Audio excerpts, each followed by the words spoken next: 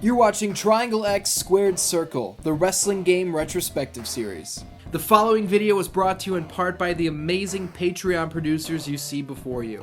If you'd like to become a producer, head over to patreon.com/616entertainment. Your support means the world to me and helps make videos like this possible. I love you. There was a time when wrestling fans could go to their local game store and pore over the options on the shelves in front of them for hours. From the late 90s and into the early 2000s, the sheer selection of licensed grappling games to choose from was overwhelming. WCW had games available for PlayStation, N64, Game Boy Color, and more. ECW had you covered with Hardcore Revolution and Anarchy Rules. Not to be outdone, WWE had exclusive games on each and every console. There was SmackDown on the PlayStation, the WrestleMania series on GameCube, and even the Raw titles on Xbox. The options seemed endless, and at the time, none of us knew how good we had it. Times change though, and so too do our gaming options. With WCW going out of business in 2001, and ECW following suit shortly thereafter, our tried and true wrestling games quickly disappeared. WWE's titles remained on the shelves in all of their top dog glory, and a series of unlicensed options began to pop up, but there was nothing that felt like it was ever close to competing with WWE. The backyard wrestling games were something else entirely. Games like Rumble Roses and Def Jam Vendetta, while they technically are wrestling games, were never trying to peel away WWE loyalists in hopes of becoming the top wrestling game on the market. The closest thing we'd gotten to a competitor, I guess, would be the Legends of Wrestling series. But again, these games weren't attached to an active promotion. They featured recognizable characters, but it just wasn't the same. I'll cover all of these games in great detail on this series down the line, don't worry, but they're not the focus here today. The aforementioned deaths of WCW and ECW left a massive hole in the world of professional wrestling. If a wrestler wasn't targeted by WWE, there was suddenly nowhere for them to ply their trade. It seemed as though WWE was bound to become the only game in town permanently, which is scary. Monopolizing an entire industry inherently minimizes the options for wrestlers to make a living and for fans to enjoy variety of product. Fortunately, it wouldn't take long for an alternative to emerge in an attempt to capitalize on the opportunity that was the death of the number 2 and number 3 promotions in the world. The alternative was created by a man who had previously worked for both WWE and WCW, a man who had held major titles in both promotions, a man with a little bit of stroke, a man named Jeff Jarrett. We don't need to spend an hour on what TNA is and how the history of the company unfolded. We're here to get into the video game. So let's move as fast as we can and just get in on the ground floor, alright? 2002 saw the inception of Total Nonstop Action as a subsidiary of the National Wrestling Alliance. The company ran weekly pay-per-view events and even took on the NWA World's Heavyweight Championship and NWA World Tag Team titles as its main prizes. It didn't take long for former WCW and ECW talents to hit the scene, but they weren't alone. NWA TNA was heralded early on for putting a strong focus on smaller, faster athletes, much like WCW's Cruiserweight division of the past. This X division, as it was called, didn't just focus on size though. Their moniker was, "It's not about weight limits, it's about no limits." The X Division and newly created X Division Championship quickly became the shining star of the company. A brand new 6-sided ring was introduced in order to give the promotion its own unique feel, and a brand new TV deal was signed with Fox Sports Net.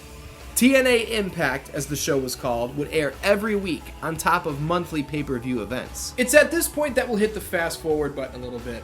TNA started gaining some decent attention on Fox Sports Net, and its pay-per-view shows were lauded for providing top-notch entertainment that fans may or may not have been getting for WWE at that time. Over the next several years, many familiar faces popped up in TNA. Big-name signings included the likes of Jeff Hardy, Christian Cage, Sting, the Dudley Boys, and Kurt Angle, among others. Previously underappreciated talents like AJ Styles, Samoa Joe, and Christopher Daniels were having Match of the Year candidates on a regular basis. This was the first time since WCW and ECW disappeared that what felt like real competition to WWE had been established. There were action figures on toy shelves in department stores around the world, DVDs in Best Buys, and soon enough, a video game on our home console.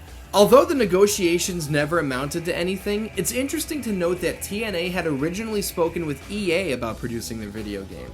It made sense, as EA had worked with WCW in the past and had recently released the highly surprising Def Jam Vendetta, but it was not to be. What's even more interesting, though, is that the other major company TNA had spoken with was none other than Rockstar Games. You know them, right? Grand Theft Auto? Red Dead? Bully? Yeah, that Rockstar. I can't imagine what a Rockstar wrestling game would look like, but holy hell, what a concept that is. Shit, I'd still play it, even if it was unlicensed. Just use original characters and call it Rockstar Wrestling. That's an awesome name. They could even set it in the Grand Theft Auto universe and make it super action movie hokey. Imagine having to beat your opponent as fast as possible because you have to get into the basement of the arena and disarm a bomb before it. What the fuck was I talking about? Oh yeah, the TNA game. With EA and Rockstar cast aside into the no pile, TNA was ready to make a deal. When the contract was signed, it was Midway Games who had picked up the license. Midway was highly respected in the industry, with games like Mortal Kombat, Rampage, and Gauntlet Legends under their belt. But fighting games and adventure titles weren't their only specialty, as top-notch arcadey sports classics like NBA Jam and NFL Blitz had also come from under Midway's umbrella.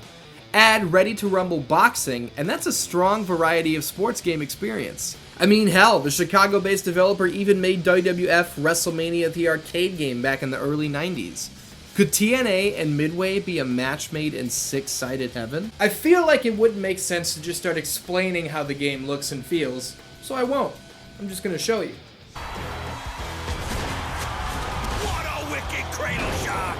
Over the top rope! Ooh, ouch! Irish whip! He just tossed him like a rag doll! Man, that's gotta hurt! Oh man, what a gore! That's some pretty cool shit, right? The gameplay of TNA iMPACT looks absolutely stunning. The animations are silky smooth. The reversal system requires some getting used to, but once you've mastered the timing, the chains you and your opponent will form are outstanding. Get the brace ready! He just hit him with the neck breaker! The springboard moves off the middle rope alone were enough for me to say, this is way cooler than anything I've seen in a wrestling game in a long time. I always felt like the moves in TNA iMPACT looked better than many of the moves in WWE's games, and that might have something to do with the fact that, for the most part, WWE's games use handcrafted animations.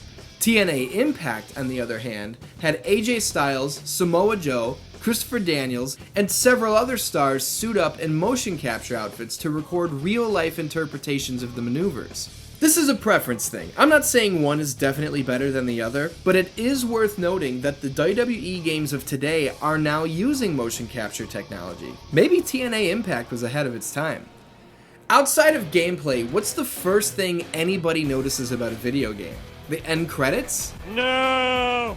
Maybe the options menu. No! You're right, it's the graphics. And let me tell you something, Mean Gene, TNA iMPACT's graphics are fucking awesome.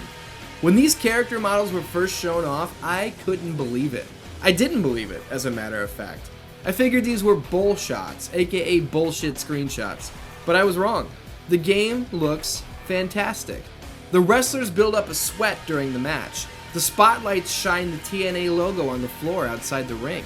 The game runs at a consistent 60 frames per second, which Midway were extremely proud of. 60 frames a second is everything. 60 frames a second is huge because it gives that fast response time. TNA is all about that. The whole fighting mechanic, response time is all about the 60 frames a second.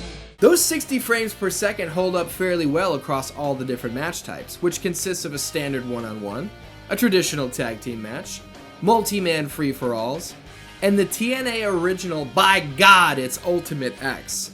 This match is a ridiculous amount of fun to play, especially if you've got a few friends over. The AI are fine to compete against, but there's nothing like ripping one of your buddies off the cables and scrambling for the X yourself. Ultimate X is high flying, it's high risk, and it's incredibly frantic. Ultimate X is the one and only special match type the game provides, and while it is a great deal of fun, it would have been great to see other TNA staples like Six Sides of Steel or the way more ridiculous King of the Mountain match. What really sucks is that we were indeed promised some of these match types at one point. This press release comes straight from TNAWrestling.com. King of the Mountain was said to be included in the game, as was the ability to hire a manager to train us through minigames, which is nowhere to be found. What else is on this list? It says we'll have to make crucial decisions and team up with the right factions in story mode. Newsflash, we don't have the option to make any decisions in story mode, let alone crucial ones. But while we're at it, what the hell? Let's jump into the story mode. iMPACT story mode isn't a standard season mode, DanDans, not even close. Here's the rundown. We play as the man that was the TNA megastar, Suicide. I use past tense there because we are not Suicide anymore. After going on a tear and refusing to take a dive when a title shot came along, somebody hired LAX to beat the absolute dog shit out of us and leave us for dead. We wake up in a hospital in Mexico needing copious amounts of plastic surgery, which is where the character customization comes in. Nobody knows who we are at this point, so we're back at the bottom of the ladder. We've got to battle our way out of a back alley in Mexico just to get onto the independent scene in the States. Getting on TNA TV isn't a catapult back to the top either. The locker room is a hornet's nest with enemies around every corner. We join forces with Kevin Nash and Eric Young, the good guys in TNA. Our journey takes us to Japan, to Washington, D.C., through the X Division ranks, and it all culminates in a showdown with the man responsible for our beatdown and disappearance, the King of the Mountain, Jeff Jarrett. Cinematic cutscenes tell the tale between matches, and the voice acting here is pretty damn good from nearly everyone involved. And now I'm gonna beat you like one. I'm gonna break your back and make you humble. Break their back and fuck their ass, make him humble. This pitch makes the story sound fantastic, right? It sounds like a can't-miss wrestling game. But it's not exactly perfect. The vast majority of the roughly 8-hour story mode consists of battling a slew of jobbers in matches that don't mean anything. This sounds annoying, and it is, but it's made worse by the fact that when we join the tag division, these same guys show up again. We go to Japan, and some of these same jobbers must have made the flight with us because we're facing off with them again. Repetition is acceptable in early stages, but why exactly are we having 3 straight Ultimate X matches in a row? Ultimate X is a huge deal. It's the be-all, end-all of the X Division. Is it really necessary to have us face Jabroni number 1 and Jabroni number 2 in a main event caliber match before stepping in there with Christopher Daniels and Samoa Joe? A match which, by the way, never happens. The big payoff, the X Division title match, is covered completely and entirely in a cutscene. It's a swerve, as we expected it to be an unwinnable 2-on-1 contest, but Samoa Joe reveals himself as an ally of ours. This is a fun cutscene and it's awesome in the moment, but man, that match would have been a lot more fun than the contest against the Jabronis. Another story mode complaint comes in with how we unlock new moves for our character. Every grapple move and finisher are locked at the start, and earning points through matches earns us rewards in the shape of new wrestlers and custom moves. This seems fine, right? It's nice to have a goal, something to work for. But holy shit, does it take forever to unlock new moves. I was 3/4 of the way through the story before I unlocked a goddamn chokeslam. And that's just a standard grapple move. I completed the entire story mode and had only unlocked 2 new finishing moves. That is completely unacceptable. The story is the same no matter how many times I play through it, so why would I do it again just because after 20 hours with the game, now I can do a Canadian Destroyer? The unlock rates for the moves sucks. There's no way around it. Not to mention that every other jobber in the game uses the same finisher we do, which is Chris Sabin's Cradle Shock. Want to know something hilarious? The Cradle Shock is an unlockable move. Why do I have to unlock a move I already have? Utter nonsense. There are several other oddities that stand out to me as well. Why the hell is Kevin Nash dressed like a regional manager of a hardware store in this game? I understand that Nash was spending a lot of time at this point in a backstage role with TNA, a role which produced some absolutely amazing 10 out of 10 content. We're using the Bob Backlund system. It's commonly known throughout the country. First place, 5 points on down. Last place, 1 point. Jay Lethal, I believe you're first. Why do I have to go first? Because you're black. Is this fair? How is this fair? Hey, Bob Backlund says it's fair. Bob Backlund isn't even here. He's here in spirit. But why would you put him in the game as a playable character and have this be his only outfit? Unreal. I would rather he not be in the game at all than to be here and just look like the guy who rigged up the lighting in the arena. This is big sexy. This is Big Daddy cool. Come on. Why is there no referee in this game? This was 2008, damn it to hell. Rudy Charles should have been in the damn game.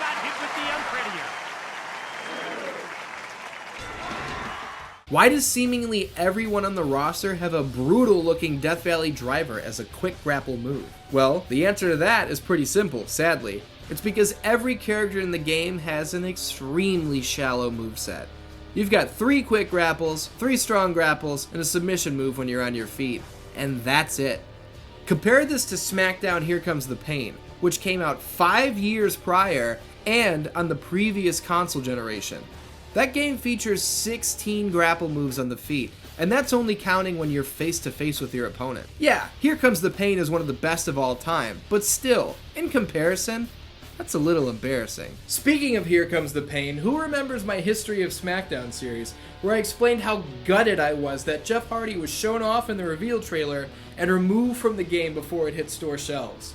Well, hit me with a twist of fate and swanton me off a fucking ladder, DanDans, because it happened again. The first piece of concept art released for TNA iMPACT dropped in 2005 when the game was first announced. The promotional image featured the alpha male Monty Brown, the phenomenal AJ Styles, and none other than the charismatic enigma Jeff Hardy. In the 3 years that passed between this image dropping and the game's release, Monty Brown left the company, AJ Styles completely changed his look, and Jeff Hardy returned to WWE. My favorite wrestler, once again, being shown off for a game and subsequently removed before the release, left me feeling like Sid Vicious on an unlucky episode of Monday Nitro. Why me? Why me? Why me? Leading up to the release of TNA iMPACT, AJ Styles, who was a huge gamer and game collector in his real life, participated in several interviews hyping the game before launch. Styles mentioned classics like WWF No Mercy and his personal favorite, Virtual Pro Wrestling 2, and claimed that TNA iMPACT was going to borrow many things from these games, as they were, in his eyes, the best wrestling games ever made. This may have been early on in development, and let's keep in mind that AJ is not a game developer, so I'm not calling him a liar. Both he and Samoa Joe said many times that they talked Midway's ears off about their favorite games and made pitches to the company on how they could replicate the glory days of the past. But there's really nothing here that resembles No Mercy. TNA iMPACT feels like its own beast entirely, and that's a beast that didn't exactly set the world on fire. IGN's Greg Miller scored the game a 6.4 out of 10, stating that while the control scheme is solid, it won't take players long to see everything the game has to offer, and have us dreaming of the sequel. This is a statement that I agree with 100%. There's a narrative out there that TNA iMPACT sucks, and I find it to be flagrantly false. This game does not suck. It's definitely shallow, there's no denying that, but the gameplay, for what it is super fun. The graphics have a level of shine on them that made WWE's games at the time look like budget titles in comparison. There's a good deal of fun to be had here, and as the first installment in a brand new franchise, I have to say, it's not a bad one. Unfortunately, even though iMPACT went on to sell a very respectable 1.5 million units, Midway's financial issues prevented a sequel from ever happening. TNA iMPACT 2 was in development at the time that Midway filed for bankruptcy, and a true console sequel was never released. Say what you will about TNA. Oh, TNA sucks, TNA has bad booking, TNA fell apart. All of these things were true at certain points, but don't let that cloud your judgment and carry this narrative that TNA was never good. From 2004 to 2008-ish, I'd say, TNA was the wrestling to be watching. The X Division was on fire. WWE mainstays who were never given a chance came to TNA to prove that they're every bit as good as they always said they were. I have very, very fond memories of TNA's early years, and I will defend those glory days until the day that I die. This video game is a snapshot of that era, and it's a snapshot that I hold very near and dear to my heart. That's gonna do it for this installment of Triangle X Squared Circle DanDans. You know, despite its reputation online, I quite like TNA iMPACT. It's not a fantastic game, by any means, but it's super fun in short bursts. Much like the game we're gonna cover on the next installment of this show, WWE Crush Hour. This could prove to be the weirdest fucking episode of this show that I ever do. You're gonna have to tune in to find out. Until then, I love you.